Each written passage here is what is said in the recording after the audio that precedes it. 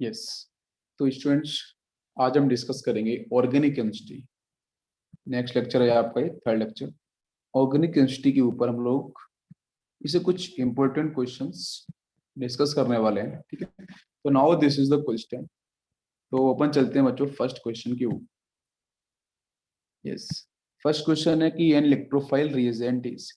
तो इलेक्ट्रोफाइल का मतलब क्या है कि इलेक्ट्रॉन लविंग स्पीसीज। तो इलेक्ट्रॉन लविंग स्पीसीज के बारे में अगर हम बात करते हैं, इलेक्ट्रॉन लविंग स्पीसीज सिंपली ये ऑलरेडी इलेक्ट्रॉन डेफिशिएंट होंगे। ये इलेक्ट्रॉन डेफिशिएंट होंगे।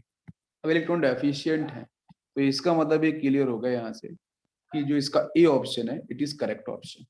A option is clear. Yes. तो इसमें आपका ये बी ऑप्शन है तो नहीं हो सकता है, इलेक्ट्रॉन रिच तो रॉन्ग हो जाएगा। नेगेटिवली भी नहीं होगा, लेविस बेस भी नहीं होगा। लेविस बेस इलेक्ट्रॉन रिच होते हैं, ठीक है, इनके पास लॉन पेयर और नेगेटिव चार्ज होता है। तो A option definitely is correct. Now we will check explanation. तो solution में electrophiles are electron loving species, which means they are attracted towards electrons, which therefore means they themselves shortage of electrons. So finally electron deficient species are called electrophiles. Next question देखते हैं, question number 2। Question number 2 में बच्चों पूछा वो जो था following compounds contains amide functional group. तो amide functional group कहाँ मिल रहा है? एमाइड का मतलब होता है C double bond O. What is amide functional group? C double bond O N N H two, this is amide. तो ये कहाँ दिख रहा है? तो फर्स्ट में तो है नहीं, छोड़ दो। तो आपको बी ऑप्शन ही दिख रहा है, देखो ये है ना, इसमें भी नहीं मिलेगा तो ये तो हो ही नहीं सकता। तो B option is correct. Now we will check explanation. तो बी ऑप्शन करेक्ट हो गया आपका। यहाँ पे एक्सप्लेनेशन देख लेते हैं। Amides are C double bond O N H two contains containing compound and form the given option B contains the following group। ठीक है, ये ग्रुप आपका सिर्फ बी ऑप्शन के पास है। Next question number 3। Question number 3 में बेटा पूछे among the following the one having longest chain. ठीक है, तो लॉन्गेस्ट चेन किसके पास प्रेजेंट है? बोलो जल्दी से। नियोपेंटेन की बात करते हैं। What is neopentane? ये हो गया neopentane. CH3 CH3 CH3 NCH3। ठीक है, मतलब बोलूंगा मैं सेकेंड लास्ट कार्बन या फर्स्ट से सेकेंड कार्बन के ऊपर अगर दो मिथाइल ग्रुप होते हैं, देखो अगर नंबरिंग यहाँ से करो 1 2 3, तो सेकेंड पे दो मिथाइल आ गए ना। तो अब यहाँ से आपका न्यू पार्ट आ जाएगा। 5 कार्बन का बन रहा है, तो बीच में कार्बन है, 4 इधर है, तो न्यू पेंटेन ये हो जाएगा। वो बोल रहा है कि वन हैविंग लॉन्गेस्ट चेन, यहाँ पे 3 की चेन आपको मिल रही है। आइसोपेंटेन की बात करेंगे फटाफट से, तो 5 की चेन 4 की चेन आपकी आएगी इस तरीके से, 1 2 3 4, एक यहाँ पे मिथाइल, तो यहाँ पे 4 की चेन आपको मिल जाएगी। नेक्स्ट है टू टू मिथाइल पेंटेन। तो टू मिथाइल पेंटेन आप ऐसे बना लो, टू मिथाइल पेंटेन है ना, 5 की चेन, 1 2 3 4, 1 2 3 4 5, एक यहाँ पे, तो यहाँ पे मैक्सिमम 5 की चेन मिलेगी। लास्ट में बोल रहा है कि 2,2 डाई मिथाइल ब्यूटेन, है ना, तो ये कैसे बनेगा? तो 2,2 मतलब डाइमिथाइल ब्यूटेन, 4 की 4 की जाए 1 2 3 एंड 4, और 2 पे लगा तो मिथाइल एक मिथाइल ऊपर नीचे। तो यहाँ पे चल कितने 1 2 3 4, यहाँ पे 4 की चेन, मतलब कौन सा ऑप्शन होगा? C option is correct. Let's check the explanation. तो सी ऑप्शन आपका सही हो गया यहाँ पे। ये देखो नियोपेंटेन ये रहा, isopentane, 2 methyl pentane, 2,2 dimethyl butane. तो 2 मिथाइल पेंटेन के पास 5 की चेन आपको मिलेगी। Next question number 4। The structure of isobutyl group in an organic compound. ठीक है, आइसोब्यूटाइल कहाँ पे देखने को मिलेगा? बोलो जल्दी से। ये भी क्वेश्चन आया हुआ है, बहुत ही अच्छा क्वेश्चन है। क्या बताओ, आइसोब्यूटाइल की जब हम बात करते हैं तो इसमें 4 कार्बन का होना चाहिए इस तरीके से। आप देखो 3 हो गया, एक यहाँ पे मिथाइल, और ना फ्री वैलेंसी यहाँ आनी चाहिए, और बाकी आपका ये CH3, यहाँ पे हाइड्रोजन, या आपका CH2 फ्री। तो this group is called isobutyl. ये कहाँ दिख रहा है? ये सी ऑप्शन। तो डेफिनेटली सी ऑप्शन आपका हो गया करेक्ट। ठीक है, नेक्स्ट देखते हैं क्वेश्चन नंबर 4 आपका हो चुका है C option. Yes. Next question number 5। The in the Newman projection for 2,2 dimethyl butane X and Y, X and Y आप ये क्या हो? उसने बताया, बोला है 2 मिथाइल ब्यूटेन। तो 2 मिथाइल ब्यूटेन को अगर हम बनाएंगे तो आपको दिख रहा है यहाँ से कि भाई 1 2 3 4, 2 पे लगा दो एक मिथाइल ऊपर, एक यहाँ पे लगा दो, और उसको यहाँ पे उसने यूं रिप्रेजेंट किया है। एक कार्बन यहाँ है, एक कार्बन यहाँ पे है, जो सामने आपको दिख रहा है ये आपके फ्रंट पे होगा, एक कार्बन यहाँ पे बैक में होता है। ठीक है, तो मैंने मान लिया कि ये वाला फ्रंट पे है ये फ्रंट पे है, ये बैक में है, ठीक है। तो क्या होना चाहिए भाई, इसमें टोटल कार्बन कितने हैं, 1 2 3 4 5 6 होने चाहिए। आपको तो यहाँ पे गिवन स्ट्रक्चर में 4 दिख रहे हैं भाई, दो तो ये कार्बन हो गए, एक फ्रंट पे हो गया, रेड जो बना उसके एक जस्ट पीछे होगा, तो 4 कार्बन तो हमें दिखाई, बाकी 2 कार्बन बचे हैं ना, तो वही आपके एक्स और वाई होंगे। तो 100% आंसर आंसर आपका दोनों CH3 होना चाहिए, तो फोर्थ ऑप्शन इज करेक्ट।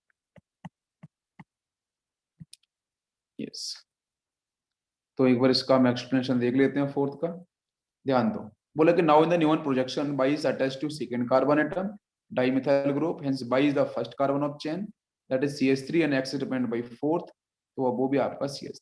तो आप डायरेक्ट भी कर सकते थे, अगर एक्सप्लेनेशन के बारे में इतना नहीं आता है तो सीधा भी कितने कार्बन है भाई वो चेक करना। क्वेश्चन नंबर 6, उसने पूछा आयोपेक नेम क्या होगा, बोलो जरा। आयोपेक नेम क्या होना चाहिए भाई, सिंपल सी नंबरिंग आपको पता होनी चाहिए, नंबरिंग किधर से करी जाए बोलो। इसको भी जस्ट डिस्कस किया था मैंने थोड़ी देर पहले, यहाँ से ये 1 2 3 4 5 6 6 की चेन होनी चाहिए, 6 की चेन होनी चाहिए, वन पे आपका अल होना चाहिए, और वन पे अल आपको, ठीक है, 5 अल नहीं होना चाहिए, 5 अल नहीं होना चाहिए, AB इज रॉन्ग, और 3 पे कीटो, ठीक है, 2 पे मिथाइल है, hex,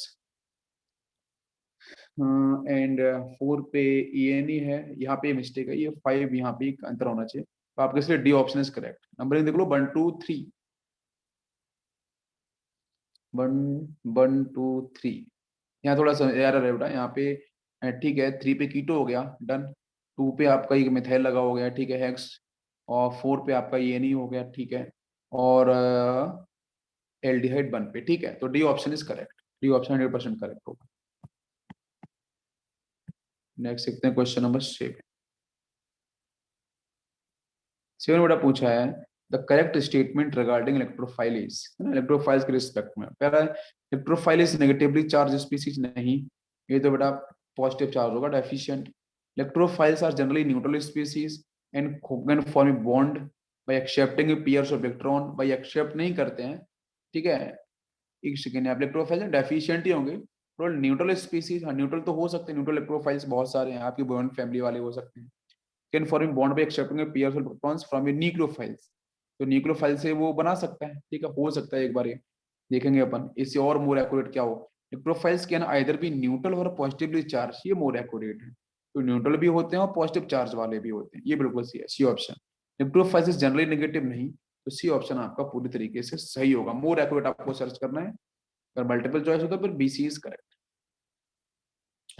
Which of the following is correct with respect to minus I effect of substituents, ठीक है, माइनस आई इफेक्ट आपको बताना है कि कहाँ पे ज्यादा कहाँ पे कम, और किसी भी अल्काइल के रिस्पेक्ट में, तो बताओ कौन सा होगा।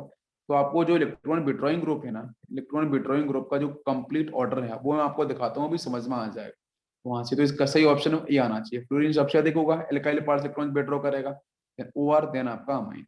ऐसे भी आप इलेक्ट्रोनेगेटिविटी पता है तो ये होता है ना सीक्वेंस इलेक्ट्रोनेगेटिविटी का, इलेक्ट्रोनेगेटिविटी का मतलब होता है अट्रैक्शन, इलेक्ट्रॉन्स का अट्रैक्शन, फ्लोरीन ज्यादा करेगा देन ऑक्सीजन देन नाइट्रोजन, तो फ्लोरीन ऑक्सीजन है नाइट्रोजन हो गया, ये ऑप्शन इज करेक्ट।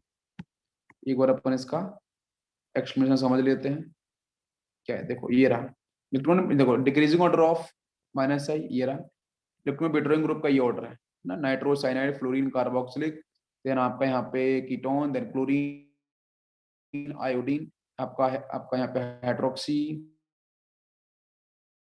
एल्काइन आपका एल्काइन एल्कीन, और आपका हाइड्रोजन, एटलीस्ट आपको ये पता होना चाहिए। क्वेश्चन नंबर 9, 9 में पूछा गया है which of the following will exist geometrical isomers, please draw the structure, आपको आंसर मिलेगा, ये अभी बताया तो मैंने, ए ऑप्शन करेक्ट होगा, ठीक है। तो एक बार इसका हम एक्सप्रेशन देख लेते हैं क्या होना चाहिए। Condition for compounds to possess geometrical isomerism, first it must contains a carbon carbon double bond, बिल्कुल। Second, to unlike atom different atoms और group must be link to each doubly bonded carbon atom different होने चाहिए, only a few follows the condition, rest of the options are 1, ठीक है, तो आपका हो जाएगा ए ऑप्शन इज करेक्ट, जो भी डिस्कस किया मैंने। Next question number 10, arrange the following IIT question है, in order to decreasing acidity, decreasing acidity को बताओ, तो यहाँ से निकालो हाइड्रोजन हाइड्रोजन हाइड्रोजन हाइड्रोजन, हर जगह conjugate base O minus O minus O minus, conjugate base, conjugate की स्टेबिलिटी जहाँ पे ज्यादा, तो ज्यादा कहाँ पे भाई, नेगेटिव को कहाँ पे लाना पड़ेगा, जीरो पे, और जीरो पे आने के इलेक्ट्रॉन विड्रॉइंग ग्रुप आपको दिखने चाहिए, तो इलेक्ट्रॉन विड्रॉइंग कौन सा, नाइट्रो सबसे स्ट्रॉन्ग होता है, तो यहाँ पे स्टेबिलिटी सबसे अधिक कॉन्जुगेट बेस की, तो रेजिस्टेंस भी आपकी ज्यादा हो जाएगी। थर्ड सबसे अधिक, तो सेकंड ऑप्शन इज क्लियर। देखते हैं इसका हम लोग explanation. Yes, electron donating groups increase the acidity of phenol when present as substituent in the benzene ring, while electron withdrawing groups decrease the acidity of phenol. Chlorine and nitro are electron withdrawing groups, while CH3, OCH3 are donating group. So, however, nitro undergoes resonance also allowed to better stabilize the negative charge of the oxygen as compared to chlorine. Thus, acidic character of nitrophenol would be higher than of chlorophenol. Nitrophenol is the most acidic compound. Here follows the chlorophenol, hence the correct option is ठीक है। तो आज का session बच्चों यहीं finish होता है। Thank you for watching.